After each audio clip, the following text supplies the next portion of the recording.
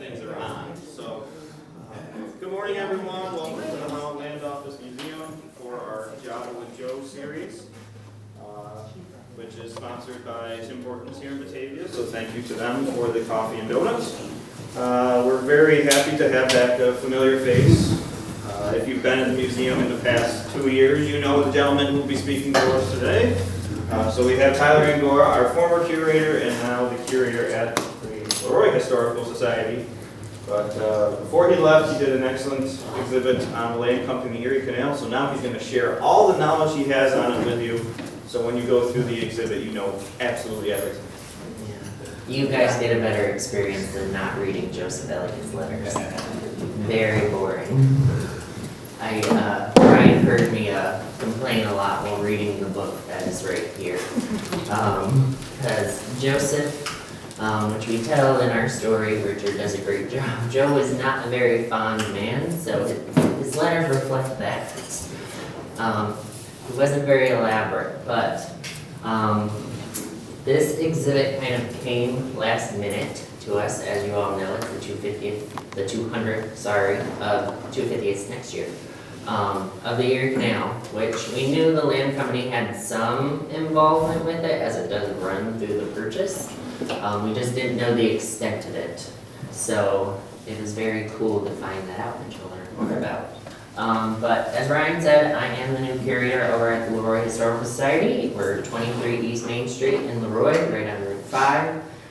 We are home to the historic LeRoy House, the Jello Gallery, and also the history of Ingham University. The first women's college in New York and the first women's university in America. So feel free to come by anytime. It's a lot of fun. You just learn all about the jiggly dessert that people love so much. But the real reason why we're here is the 200th year of the Erie Canal. It is a mass history for our state and the nation. It really changed the landscape of New York and also the industrial age of the country. So it was a lot of fun to learn about it for us personally, but we didn't really know the extent, like I said, until this book came last year in July or August. So I can't touch it because it's very fragile. It's completely broken. The binding has been completely disintegrated. But it is called The Holland Land Company and the Erie Canal Journals and Documents. So the Buffalo Historical Society compiled and transcribed all of the letters and documents that pertain to the land company and the Erie Canal in the 1900s, and this book was published in 1910 by the Buffalo Historical Society. So this book goes into great detail through the letters of Joe and other commissioners of the Erie Canal about its development and the land company's involvement with it. Which you'll learn more about now. So we really start being involved with the canal in about 1808. So this is right after legislation is starting to approve, but we'll get more into that soon. So we have a lovely sketch of Mr. Joseph right there, and then Simon DeWitt. Simon DeWitt is the man responsible for getting Joseph involved with it originally in 1808 when he sends his letter to discuss options. He wants Joe to give him options, plans for a canal to run through western New York. Who better to ask than Joseph Ellicott, because he's the one who surveyed the land, he has all the documents, all the knowledge of the land. So he really wants to know where to go. Does it really go in Joe's favor? Not really, but we'll talk about that. That's where the exciting part of this goes. But it doesn't really pass through us, but we have a lot of history connected due to this first letter that was sent to Joe in 1808. But first you have to start at the beginning of the canal.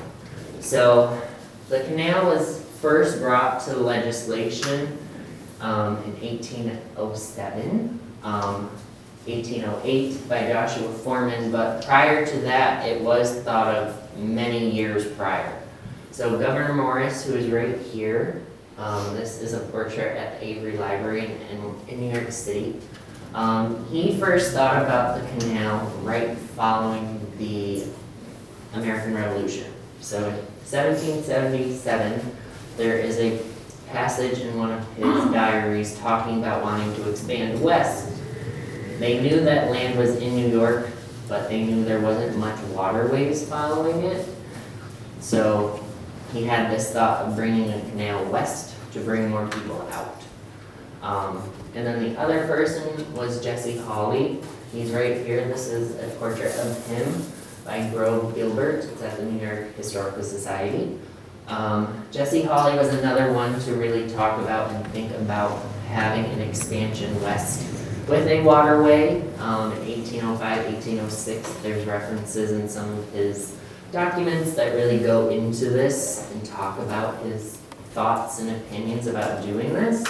But it's not until Joshua Foreman, there is an image of his portrait in the exhibits, that's why I didn't include it in here. He's the one that really brings this to a head. So he presents it in 1808 to the House of Assembly. It's really when the Erie Canal starts to blossom in New York State, the thought of it, the want for it. However, it takes over a decade for it to actually come to fruition.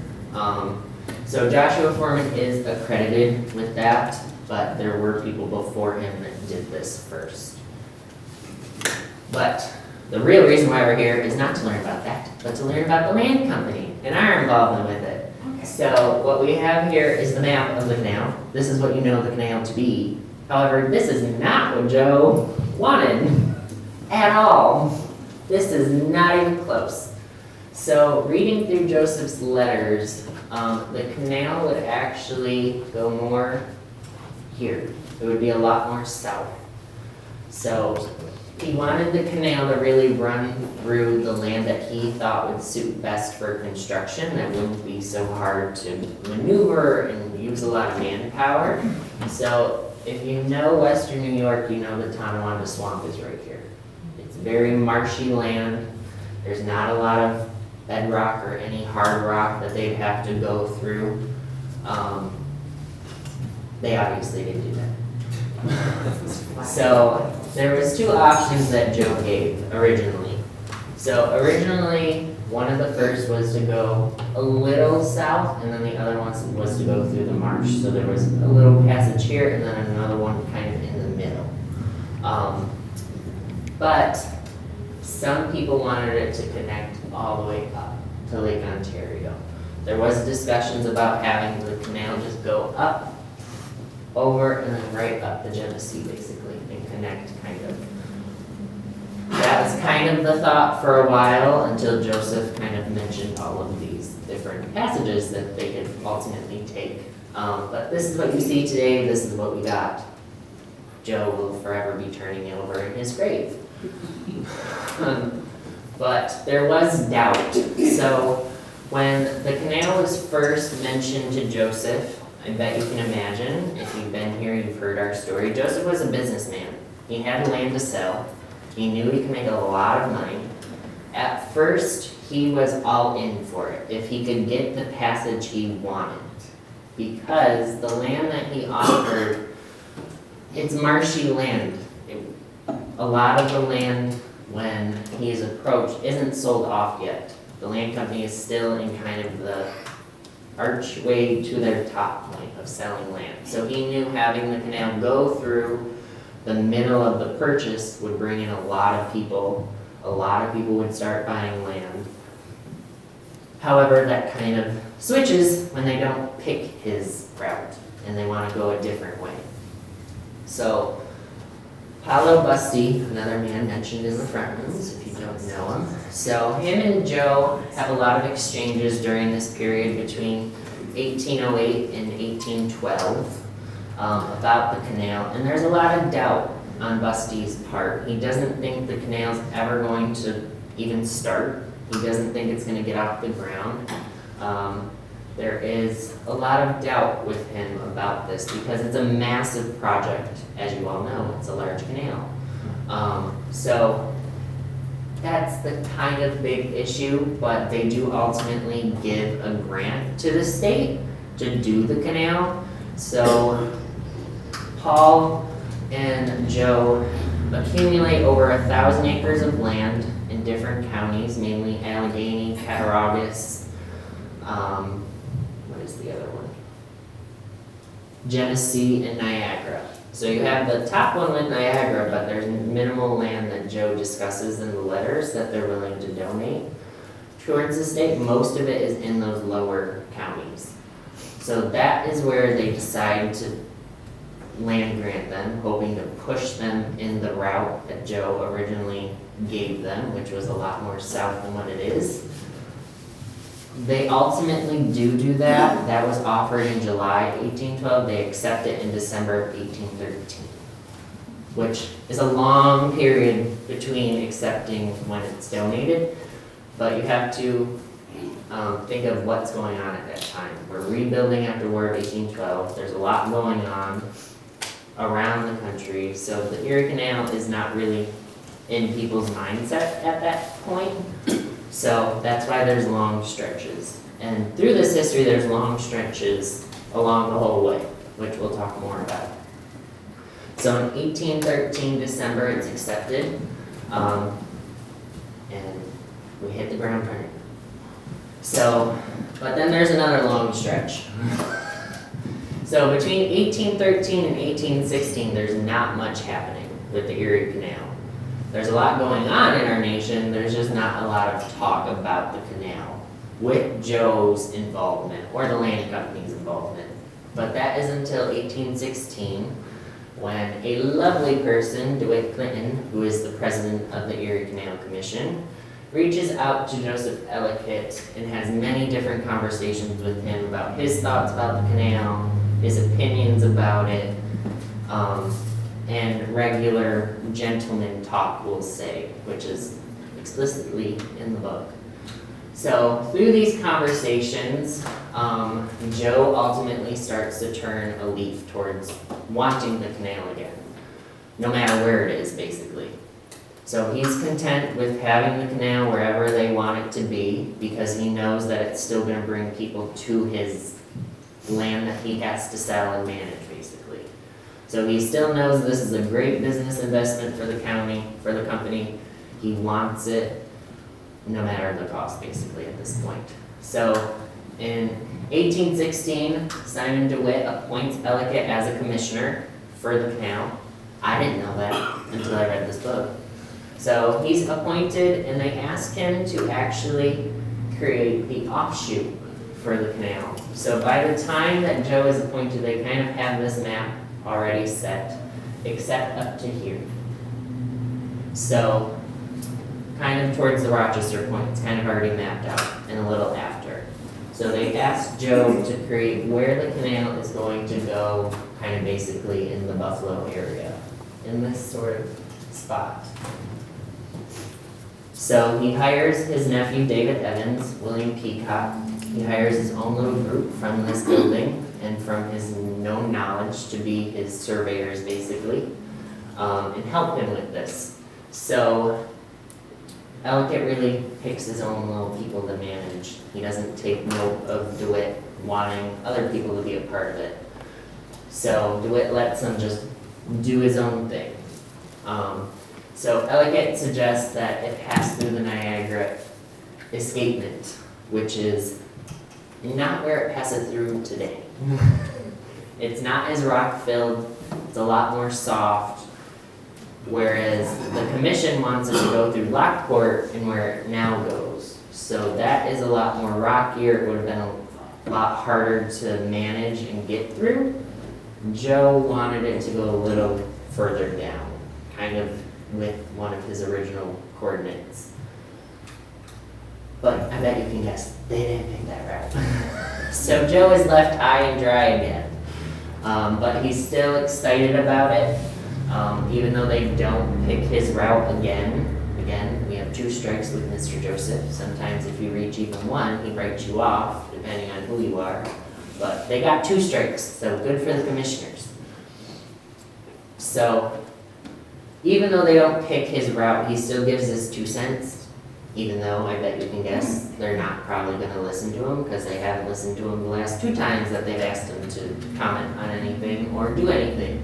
So in March 20, On March 25th, 1816, Joe sends a letter to Simon DeWitt, giving his 2 cents on how to fund this canal. Joe himself does make a donation towards the canal. It's less than $10,000, which doesn't seem like a lot of money. That's a lot of money back then, a lot of money. But he does give them his own 2 cents on how to fundraise the rest of the money, which kind of hurts him in the end because it all kind of directs towards him. So, a tax upon bachelors, married men, and widows having no children. He fits that whole category. He's not married, he has no children, he's going to be taxed. So he kind of defames himself a little bit. But he knows that's where a lot of money can come from. So, tax those people and not the others. So he's kind of trying to help the working class a little bit by not having them do that, but he kind of hurts himself in the end, so he's going to give more money than his initial donation by the end of it. But here's Mr. DeWitt. This is at the New York State Capitol building, so if you ever go, you might see him. There's a more famous photo of him that most people know, which is in the exhibit. But that is where we end for that until 1825 at the Marriage of Waters. So Joe was not there, I don't think. He was by that point not here anymore.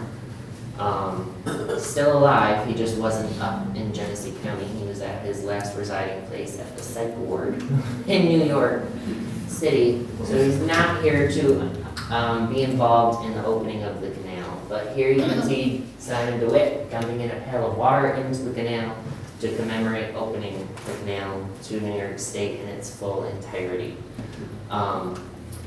But the fun part about this whole story is that we really did have a big involvement with it, even though they didn't choose anything. So that was where the fun part for me with this exhibit came through at the last minute reading through this, was actually getting to see that even though we are not so far from the canal in mileage, but back then we're pretty far from the Erie Canal when it's first constructed. Getting to see that Joe had a hand in some of it, whether they chose to do anything that he represented or not, it's still cool to read his letters and stuff that he got to be involved somewhat.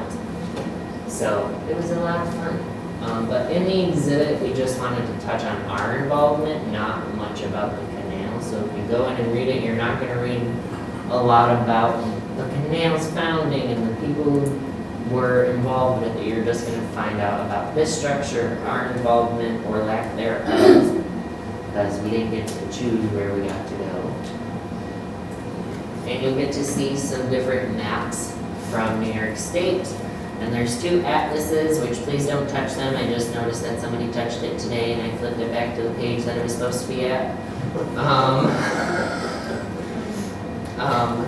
We chose to do Brockport and Medina. We chose to do 2 of the closest locations for us with the canal, just to give a showcase of how far you really would have had to really travel from Batavia to those kind of mainstream canal towns that were heightened by the canal. So you get to see those, and you get to see the lovely book, which Ryan so graciously brought out for me.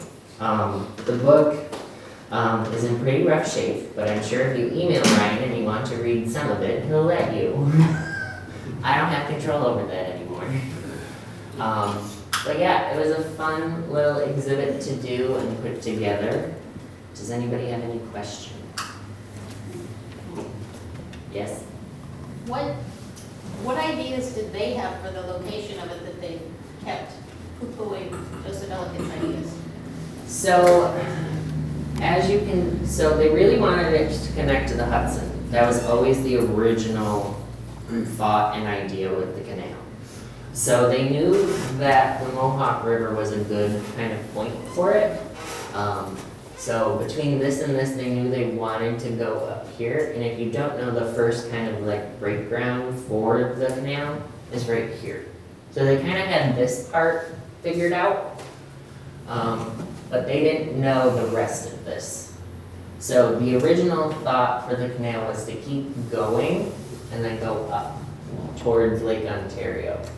But it started with the connection to the Hudson. Mm-hmm. Yeah, it was always thought to connect it to the Hudson because so much of this, if you look at some of the maps very closely in the exhibit, there's a lot of settlement right here, especially near Albany. So they knew that this was already greatly settled, so they just wanted to keep going with it basically, and expand that way. That was the real thought. And then, like I said, they wanted to go up into Lake Ontario, which is not what they did, luckily, because poor Western New York would have been left out of the whole thing if they just went up into Lake Ontario. But Joe wanted it to be a lot more south than where it is now, which probably would have saved him a lot of time and labor. So, they should have listened.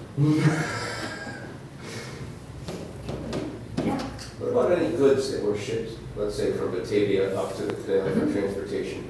Do you know anything to that effect? So there's actually a good connection with Brockport. So Johnson Harvester actually used to have a factory in Brockport before it came here. And they did used to send things up to the canal to go west and east. So we did have a connection, but not so much towards the mid-century because we had a lot of railroads. So you didn't really need the canal for us anymore because it was more expensive to send it up and get it shipped than it was to just load it onto a railroad.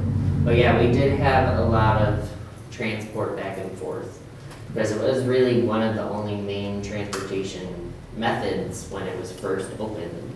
So it was very good for all of us to have it. Yeah. Do you know much about during the actual construction period, were there several spots across the state where work crews were working on it, or did they start on the east and work west directly, or these workers must have moved obviously as the canal was progressing, but how many crews were involved, or was it one location and they proceeded, or? So I know from reading Joe's letters, so he actually did give them an idea to use immigrants coming in, which they ultimately do end up doing.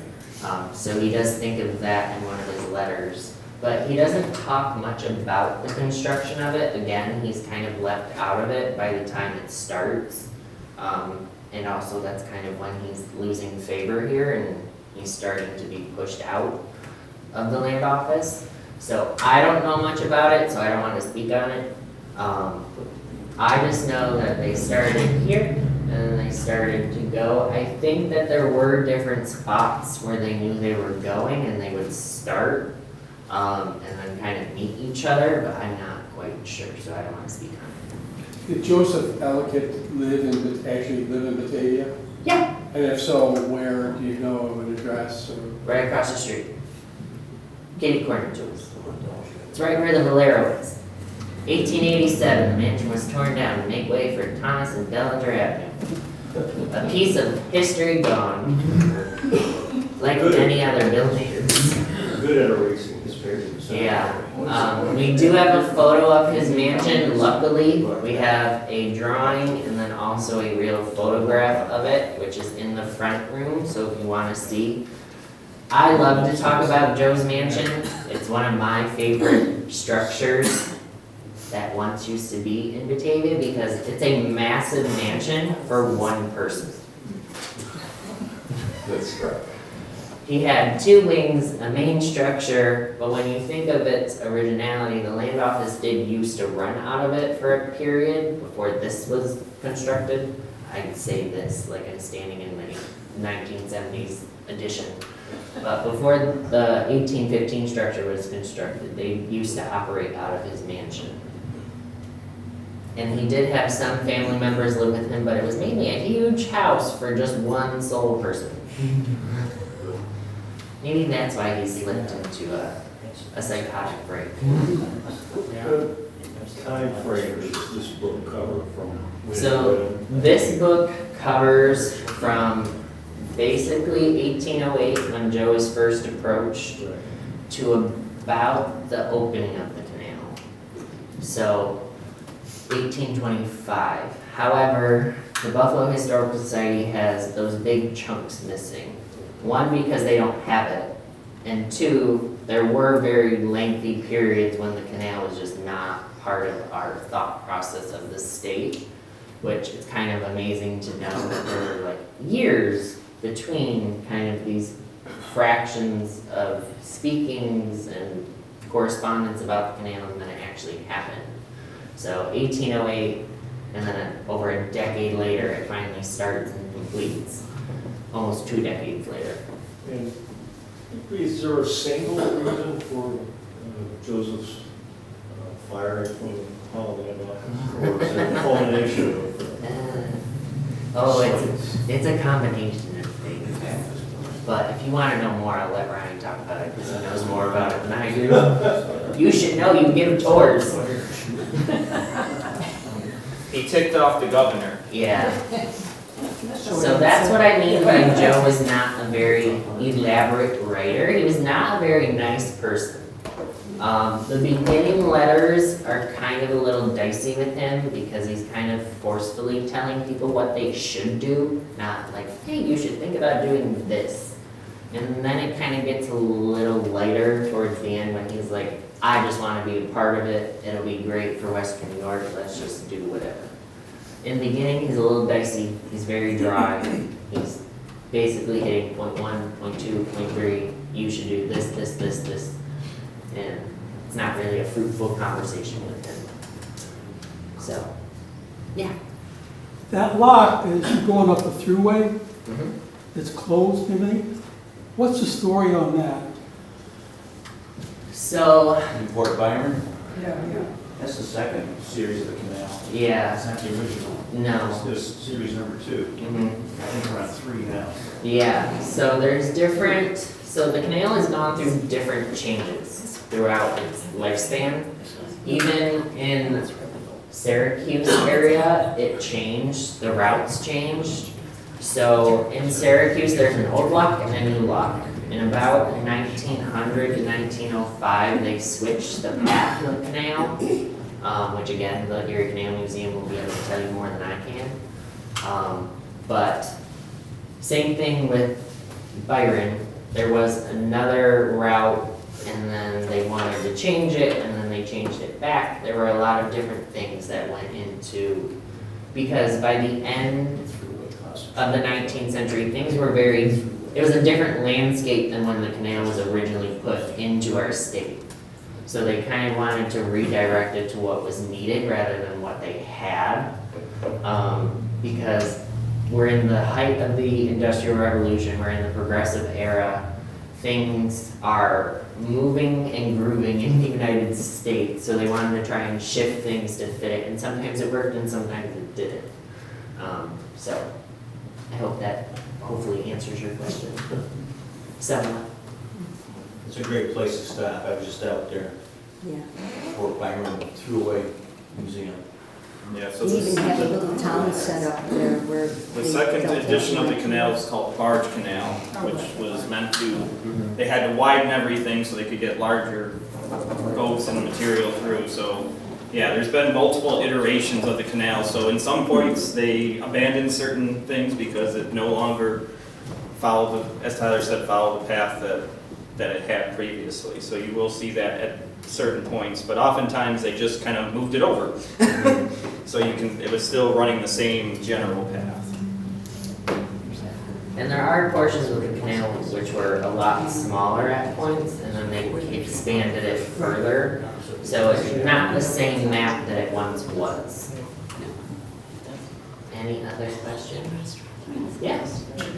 Just wanted to say that the original construction was in Syracuse, and they went west, because they had to make as many lots as they did to the east.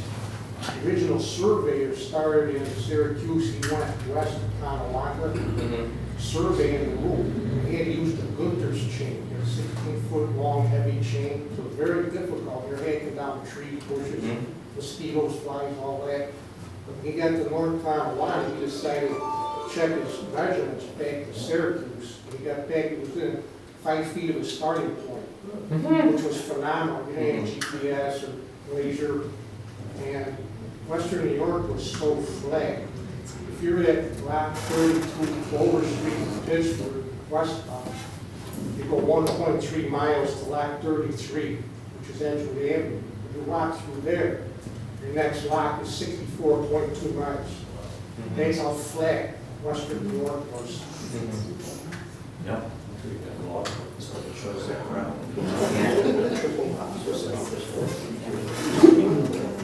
I would love to imagine a world if the canal was put where Joe was. That's kind of what I was thinking when I was putting this together. Like, how different would Western New York actually be if the canal was put where he wanted it to be? I think it would be a completely different place than what it is now. I think it would have been a little better, in my opinion, just from what I read about Joe. He knew what he was talking about, but again, once you get a thought in your head, you go with it, and that's what the commissioners did. Because he was really trying to flourish Western New York. He knew he had to sell land, he knew he had issues with parts of the land that didn't have water sources or such. That's why he gave the grants that he did to try and fruition that world, but clearly that didn't happen. Any other questions?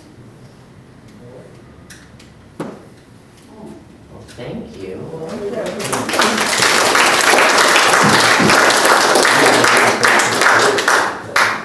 Well, thank you again, Tyler, for coming back and sharing all the information with us. Oh yeah, you're welcome. At least there wasn't a baseball exhibit.